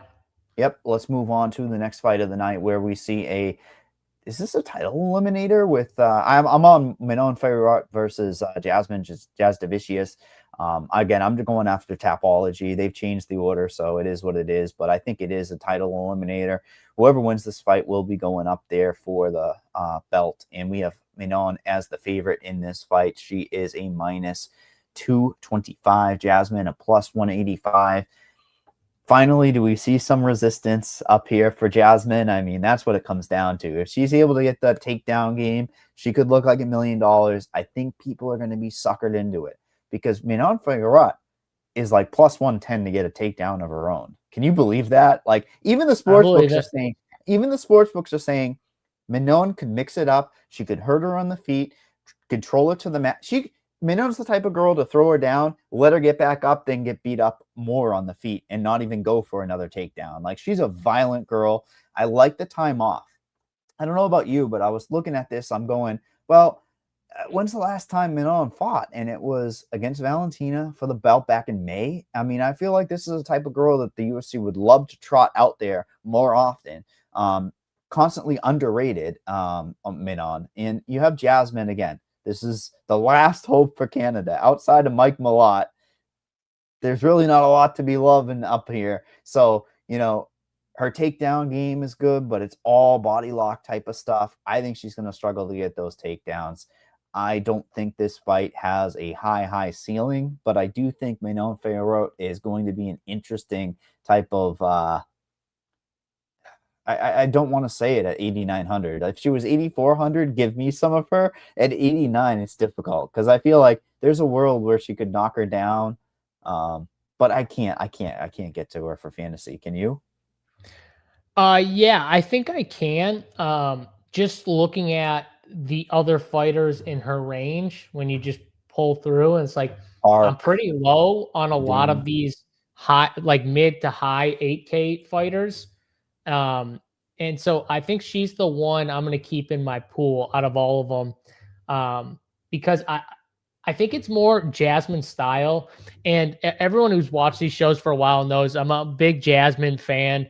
I've bet her a ton. Rarely do I ever bet against her. And she's a great dog. You know what I mean? She's a great dog, because she's going to fight for your money. Pretty much, I've pretty much bet on her in every fight, I think. So I haven't lost that many. But this is one of those fights. It's a mismatch for Jasmine. I hate saying it. She likes to bully girls. You're not bullying Manon. That's the problem. And when Jasmine comes in with that bully style, puts her face right in Manon's face, she's going to get hurt. She's going to get hurt. Manon's got power. She is aggressive at times. I agree with you. Jasmine's going to struggle to get, like you said, she likes the body lock takedown. She wants to get inside, get a hold of you. Manon's going to be tough. I mean, like Valentina, obviously, she could do it, but like Valentina is just on a different level. And even then, like, make her work for it. And the striking with Jasmine, it's not clean. Like, it's not even close to like a Valentina. When it comes to like the power, or, how clean it is and stuff like that. It's more, she wants to fight, how do you say it? Like an ugly fight, right, Mike? Where she wants to Jasmine likes to make fights ugly, dirty. Sometimes, like, even some fights where she's won, she'd be losing the striking exchanges, but it was just the fact that she would like keep moving forward, and it would like frustrate girls. And then eventually she would her style would win out. And she would end up winning fights where she was probably not the better like striker, in that fight, and she would still find a way to win. I don't think you're going to force that style on someone like Manon. So I hope she wins. I root for her always. I didn't bet Manon at what she like minus 225. I didn't bet anything on her, but I kind of get why the odds are the way they are. And I like the time off. I'm telling you, this is a girl that they could have turned and burned and tried to get her to a main event situation, right? Like in Manon Fiorot, where they're like, here you go. You win this one, I you're think back they there. struggle. Like, who are you going to throw her against just after that fight? You know what I mean? Like after she gets to the top, she loses. It's like, all right, where are we going to put her now? I think they were trying to see like, Waiting okay, for a challenger. who can we? And Jasmine, Jasmine deserves the shot to fight, Manon. It's just, I think it's going to be a really tough spot for her. And the way she fights too, she could this is why I think Manon, you shouldn't throw her out of her pool. She could just walk herself into a bunch of significant strikes for Manon. Manon could just rack up significant strikes here. Something crazy, if she right? Can't get takedowns, if Jasmine has to fight this fight for 3 rounds on the feet, her face is gonna get messed up. Damn it, you stole my point. Love when we're on the same one. I would be shocked if Jasmine doesn't show so much damage by the end of these 15 minutes. If she's not bleeding or eye swelling or body all red, like there's something wrong. Something went wrong in the fight because it's going to be... She got takedowns probably. Yeah, which is... Even to get those takedowns, she's going to have to walk through some shots. That's the problem. Like, you know what I mean? She's going to have to walk through some shots. I mean, I'm looking at like 10% ownership for Jasmine. I think it's significantly higher. I'm staring at 10% personally, and I think that it's just based upon my biases against her. But I think that people are going to be more up to game log, right? I mean, isn't this the perfect slate to go, okay, who am I going to look at? Holy shit, 91 points per fight. Like, I want her. She's the glaring play out of all of these fighters. Yeah, they might. It's just a bad matchup. It's a bad matchup for her. I would love to play her, but I'm not. I'm not playing her. I won't have any Jasmine. I'll have some Manon. Here's the great question: how many of these women's fight finish on this slate, or have the opportunity to finish? We had 3 fights, right? Croden, Lisboa. Which one do you think would have an opportunity to finish out of all of them? Luciano Oliveira or Fiorot and Jasmine here? If I had to rank them, Croden, Lisboa would be 1. I probably put Man and Jasmine 2, Luciano Oliveira 3, but it's just so hard when you have like 2 really good chick fighters that are tough, right? Like Jasmine, she's gonna get hit. She's not gonna like quit. You're gonna have to like put her out cold. She's not going to quit on herself. So that's the one thing with Jasmine. And Manon's obviously tough too. So that's the thing with this fight. I think that, likelihood is at least 2 of them go to a decision. I think those would be the 2 that I'd like the most to go to a decision. But the reason I ask is because there's usually just value on trying to take an under or try to. I'm the highest on the Croden fight, just looking at my exposure. I got a decent amount of both those girls. First fight of the night, you're going to know where some of your zigs and zags are going to be, aren't you? Definitely. It's terrifying. We move on to the next fight of the night where we see Marlon Vera versus Eamon Zahabi. We have basically a coin flip fight at the end of the day, but we're going to have Eamon a minus 125 on DraftKings versus Vera's plus 105. Is Eamon Zahabi and like the most fadeable fighter in the UFC for like fantasy? I mean, he's just very difficult to get to. He slows the pace down. There's not a lot to be loved. And you know what he's fighting? A mirror. He's fighting a mirror where it's counter-strike me, baby. It's just sit there and try to counter you. Something's got to give, but also it could just be exactly what we're dealt, right? We're counter-strikers. I mean, look at these scores for Zahabi. 76, 74, 61, 102, 52. And then you look at the mirror, we're looking at Vera, who honestly has been fighting the best, but hasn't been in the situation to shine or get a finish. It's, your typical 24s, 36, 86 in a win against Munoz, 95. I think there's personally only one fighter with upside here, and it scares the living shit out of me because I don't think Marlon Vera has it. I don't think he has it. I think he's there to kind of put over a guy like Zahabi who can just do enough Yes. that Yeah. he can do enough to hit the body. I mean, one of those shots that O'Malley hit Vera under the body was one of the worst things I've ever heard. You remember that body shot? It was like, Yep. and he nursed it. He just held the arm close and was like, "Do not hit me there again." Yeah, you could tell when they start clinching those elbows down low and by their side. Yeah. It was like no more, no mas. But Here's like the problem with Vera too, is like he's a slow starter, and on top of it, a lot of these fights that you look at like recently, not like the last one, but like 5-round fights, 4 rounds, 5 rounds. Like, so, he might be used to fighting in that style of fight. And like you said, these guys are kind of mirrors of each other. Now, whether you think, I'm sure there's a lot of people that are like, Marlon Vera's a dog. How do I not play Marlon Vera as a dog? I don't know how you trust Marlon Vera with your money is the better question, because we've watched him be losing fights, know he's losing fights, and then know he needs a finish and just won't go out there and throw it. I am staying away. The dog money is staring at everyone. If he wins, that's fine. I won't have any piece of it. I still think he's going to score pretty bad unless he somehow gets a finish. And Zahabi's tough, man. We've seen Zahabi. He's tough. He fights smart. And he's another guy. I like playing Zahabi when he's 7,200, 7K. Now he's like 8,500. So to your point, I think this fight is just a fight I'm going to fade and hope it goes to the cards, which I think it does. And, honestly, the only way I think it's relevant is win equity, and you need every single thing else on this card to go right. We talked about potential dogs that are winning. When one of those win, this fight is completely irrelevant. Let's be honest. I'm seeing Vera at about 20% owned and Zahabi at 10. So, I mean, it's not like we can even tout a guy like Zahabi. I mean, you have Lisboa right there. Gibson's by far a better play. Hell, Jourdain's a better play than Zahabi at 8,700, I think.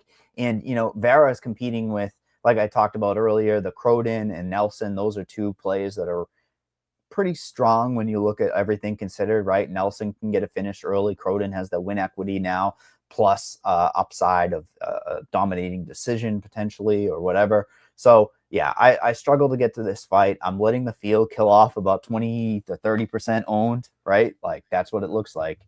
Yeah, I actually just looked. So I'm actually field level on Zahabi. So I thought I was full fade, but I'm looking now and I'm actually field level, which is like 15%, I think. Right, Mike? Yeah. The Zahabi is going to be 10. So I kind of want to take him out completely, but I don't know where I'll be at by the time the fight locks. It's a bad fight. If you're playing this fight, it's an ownership play. I thought I had 0, honestly. Then I just looked back.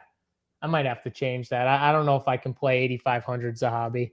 I need to see Zahabi's significant strike. Tough. I don't know if I can play him. My problem with Zahabi is the significant strikes at 74.5. Like, everything in my body wants to say under because they're counter strikers. The pace of this fight is going to be so bad in the grand scheme of things. If you look at the pace that Vera has set in his 3-round fights, he's getting and absorbing. He's giving 50, absorbing 50. Let's see some other 3-round examples. Frankie, because people count. Are afraid of his power. Let's be honest. Yeah. Like Vera, people are afraid of his power a little bit. Yeah, I mean, everything I'm looking at, it's just everything is pointing me to Zahabi under significant strikes because it could just be counter. You want to take the under on 74.5? Can we pencil it in? Pencil it in. And again, I think it's because you got 2 counter strikers. There's a world where they get locked against the cage in this body lock position battle. Who knows?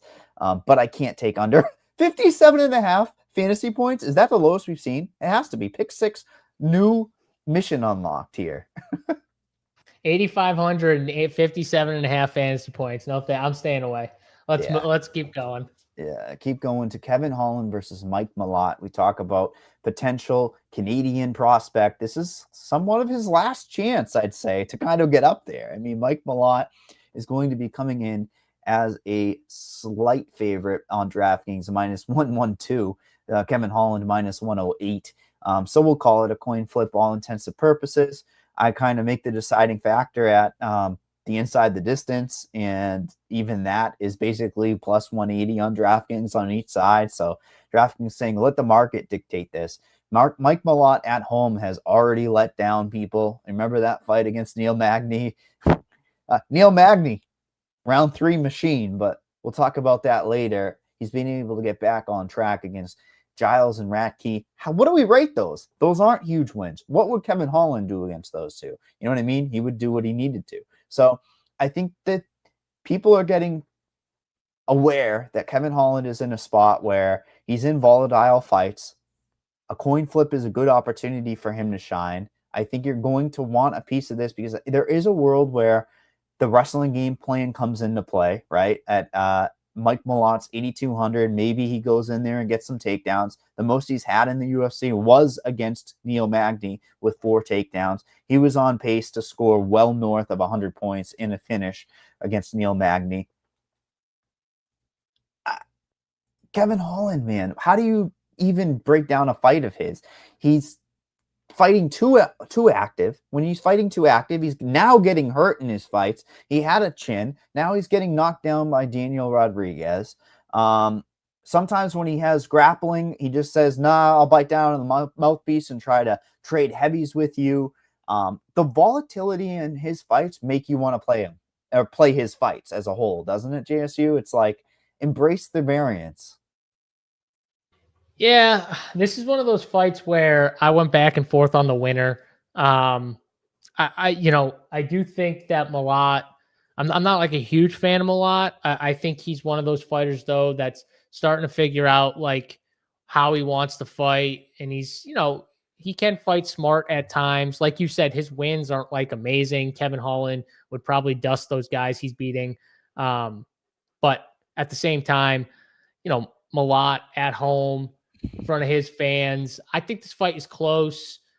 I don't think Kevin Holland, I think Kevin Holland's going to try and push it a little bit more. And, Malott's going to try and stay heavily defensive and technical and, keep himself out of bad situations, fight somewhat smart.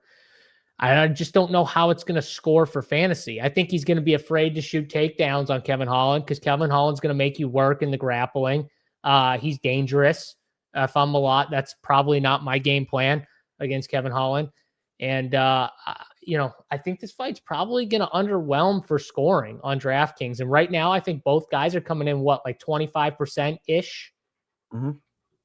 Yeah, I'm seeing 25 and 30. Obviously people are going to want to play Malott over Holland, I think, even at this pick'em price. But I think both guys are going to be pretty popular. And honestly, I'm going to come in under on both those guys if they're going to be 30%. Like, I'm going to be lower on this fight in terms of DFS. Well, you have to take a stance. This is the card where you have But to I'll have more Kevin Holland, even though I think Malott wins a boring decision.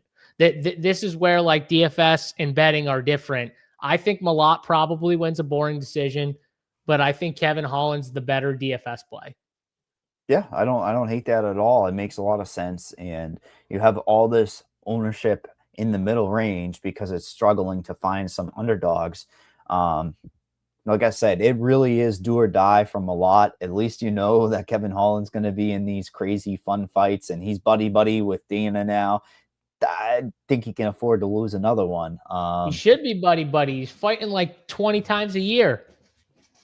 They're like shoe buddies. I've never been a shoe head personally, but like there's something about it where it's like, here you go, Dana. Here's these crazy shoes, and Dana's like, thanks, man. Here's another co-main event opportunity. I was a hooper growing up, so I was a big shoe guy. Loved my kicks, my NBA kicks. I can appreciate it. I'm just I don't know. They get dirty, man. I don't want. What do we think of pick 6? Do we like any of these? significant strikes, anything fight time over. What about fight time over? Just over 2 rounds. Do we like it getting to the third round? What do you think? Let's look at the props. So over 2.5 on DraftKings Sportsbook is a plus 124. So let's say 55%, 58%, right? Yeah, and pick 6, we're talking almost over to. It's got to get almost to the pretty much to the second round, pretty much, or through the second round. Yeah. I mean, it's an accurate line. I'm looking for value. Let's look at Malot's significant strikes. That one could just be if he gets the top position and he starts teeing off, that would be a bit of a concern. I mean, I think it could also get there if he just stays on the feet and counters him.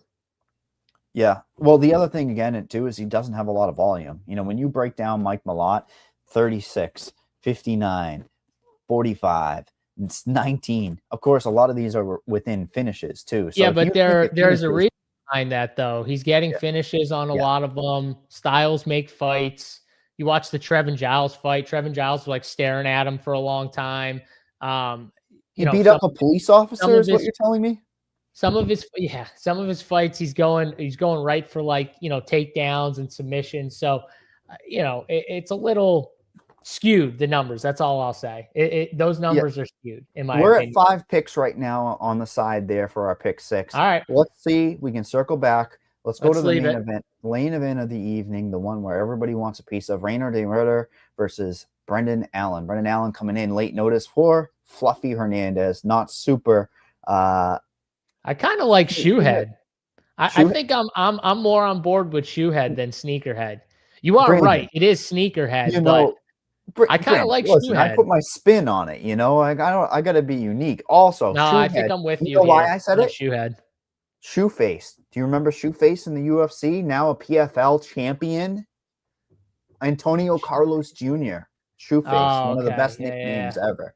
Fun, just to bring it full circle. I didn't remember the nickname, but I know who you're talking about now. Yeah. I think he's, taking his vitamins. Anyways, Reiner de Ridder versus Anthony Fluffy Hernandez was canceled. Hernandez pulling out. Late notice for Allen here. Good opportunity for both guys to shine, move their way up. They're pushing Reiner to the moon. Let's be honest. Against Fluffy, he was probably going to be an underdog, right? I think he was an underdog. The betting line had come out already. Now he comes into this fight at a DraftKings minus 200 range.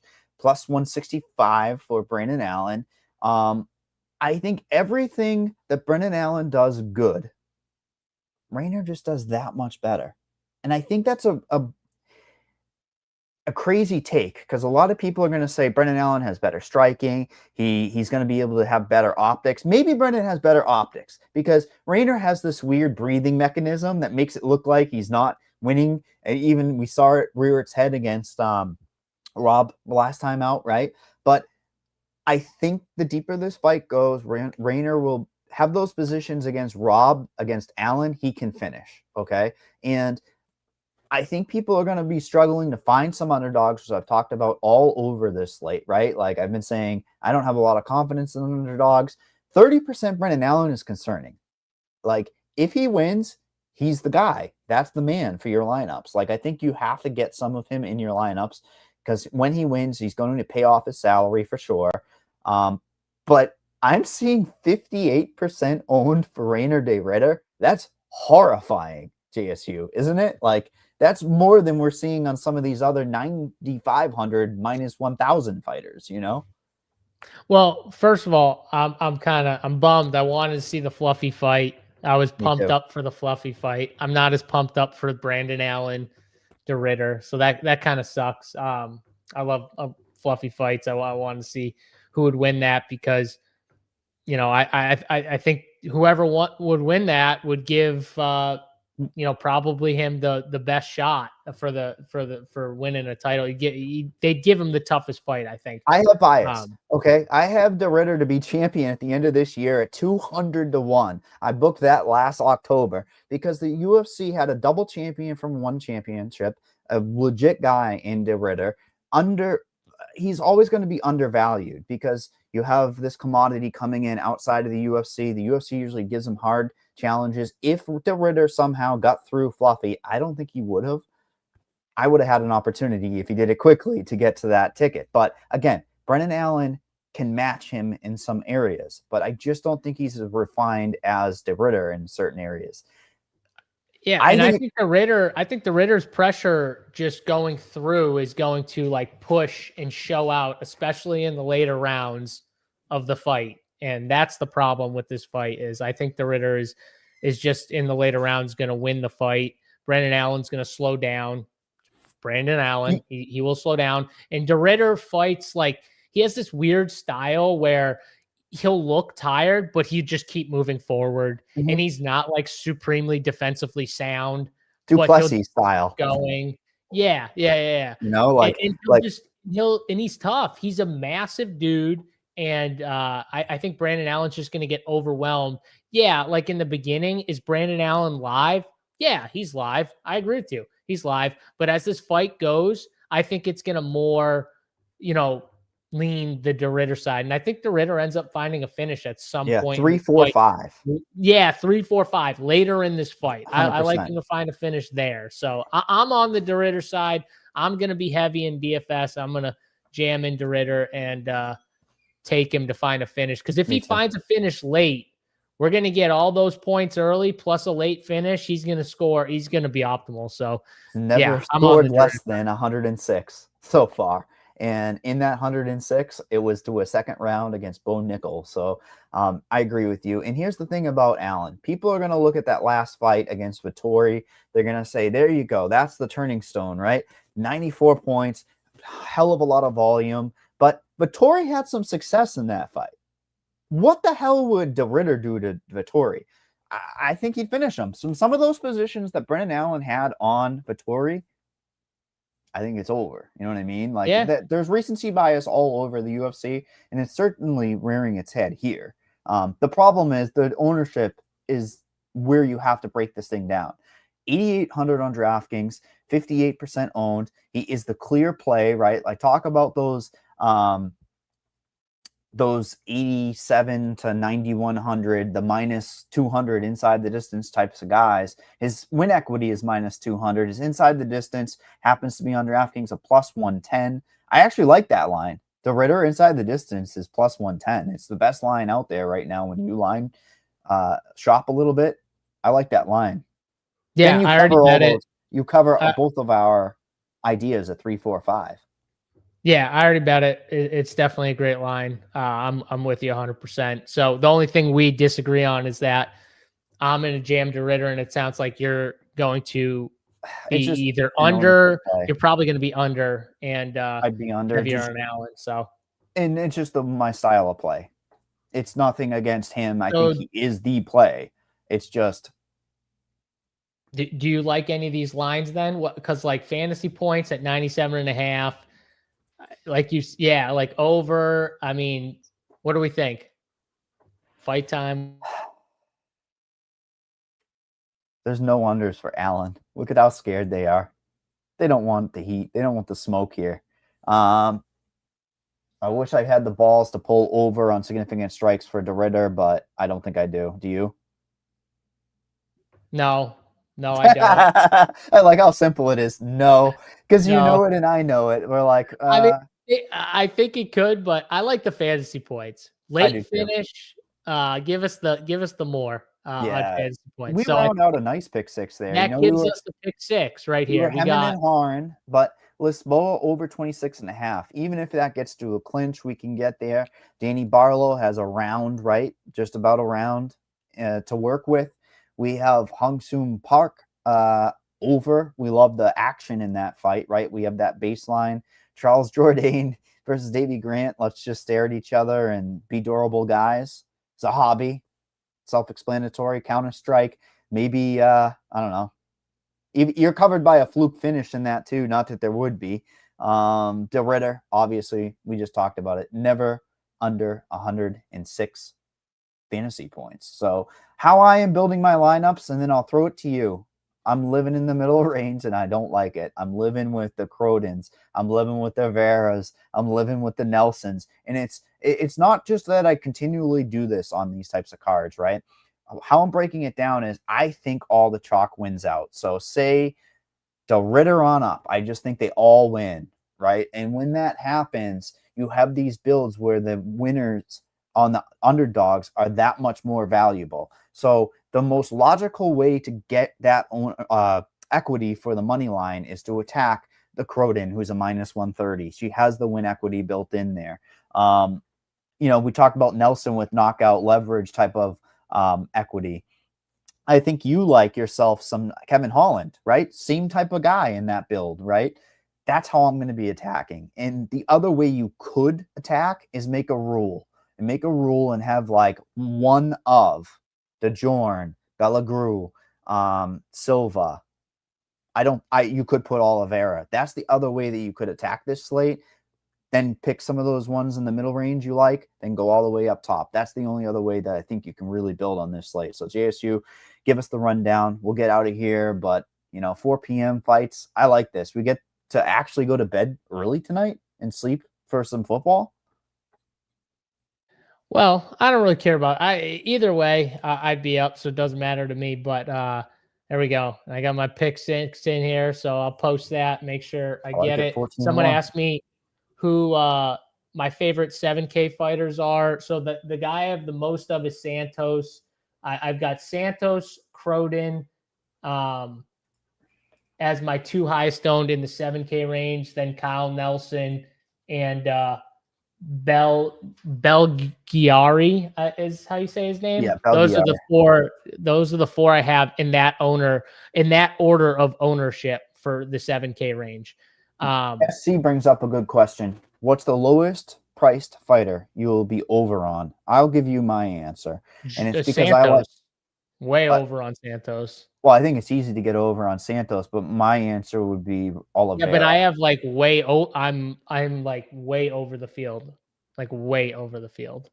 So. I mean, 10% is just silly. It's like, say even he gets to 13, 15%.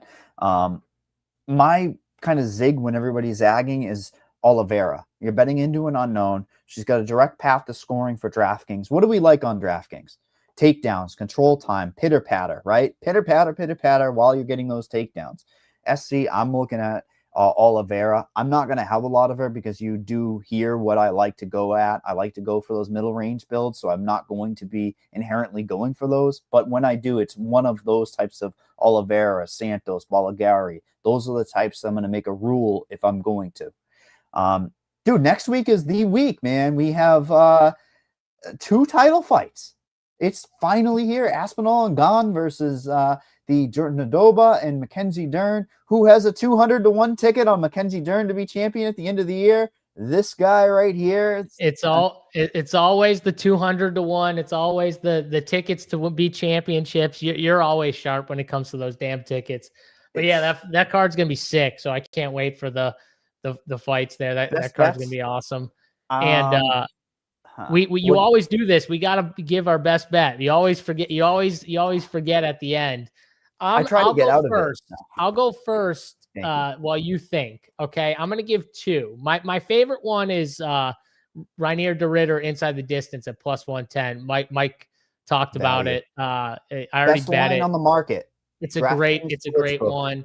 My favorite dog bet is probably Santos. Just looking at it right now, plus 200 on DK Sportsbook. So those are the 2 I'll give out. Mike, do you have one? I wanted to say Vera plus 3.5, but that's minus 250. We're not giving that out. No. I do also like the RDR inside the distance plus 110, and that's because it's the best price on the market. You want to hold hands? We can hold hands. I like holding, but no. I'm going to give a unique one. That you just said I like holding hands. I heard you say that. I heard him. Everyone heard you just say you like holding hands. I like holding hands. We're both from Boston. It's okay. We can go down to P-Town. It's all good. Not a hand holder. Not a hand holder. I'm going unique. Oh, I'm scrolling. Didn't we talk about a first round equity you had at plus 180 and it covers both fighters? Yeah, the Frivola, Kyle Oh, that's Nelson that's a- fight not to start round 2 was plus 180. that's an insane price. So I like that for upside. When I'm looking at winners, I don't have the cojones to say Croden minus 130.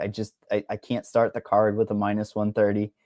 It's against everything I believe in. Take that's a good fight to start, not to start round 2 at plus 180. That's your bet. Yeah, I'm giving it for you. That's Mike's bet. RDR I like it. as well. I'm gonna bet it too. Inside. And RDR inside the distance. There we DraftKings go. Sportsbook is the one to go to for those prices because they are the best on the market. That's right. That's it. And if you guys want anything else, come over to runpuresports.com. Run Pure Premium if you want all sports, one price. NBA is going to be starting up next week, so make sure you guys get in now. Runpuresports.com. We're going to get out of here, though. Appreciate you guys hanging out with us. Mike, as always, great doing the show with you. And we'll be back next week for the insane card. Don't miss out on that card. Until then, right here.